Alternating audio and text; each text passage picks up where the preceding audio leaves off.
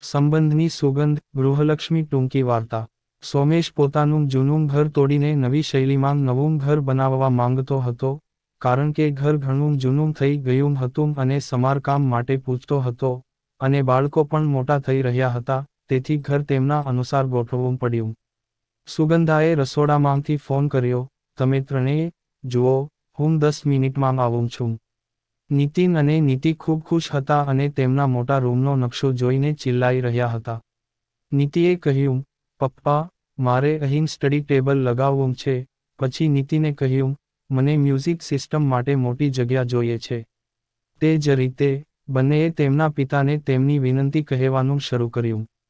જૂના મકાનમાં 5 રૂમ હતા, જેની જગ્યાએ હવે નકશામાં એક રૂમ સોમેશનો હતો. સુગંધાનો, એક નીતિનનો અને એક સુગંધાનો કહ્યું, તારી મંજુલા કાકી પણ આ ઘરની સદસ્ય છે. મા-બાપ પછી તેને એવું ન લાગવું જોઈએ કે તે આ ઘરની સભ્ય નથી. પણ માતા, ગેસ્ટ રૂમ કાકી માટે છે, નીતિએ કહ્યું. સુગંધાએ કહ્યું, શું તમે ઈચ્છો છો કે લગ્ન પછી તમને પણ આ ઘરમાં મહેમાન ગણવામાં આવે?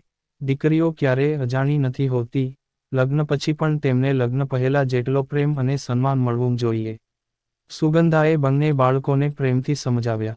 આ સાંભળીને સૌ ચૂપ થઈ ગયા અને સોમેશે બધાની મૌન તોડી અને કહ્યું, તારી માતા સાચી છે, કાકી પણ આ ઘરના સભ્ય છે અને આપણે સંબંધોનું સન્માન કરવું જોઈએ.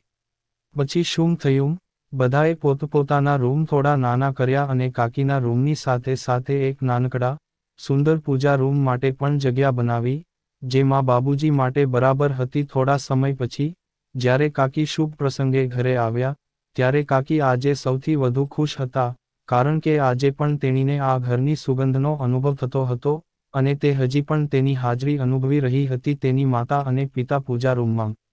દરમિયાન સુગંધા આવે છે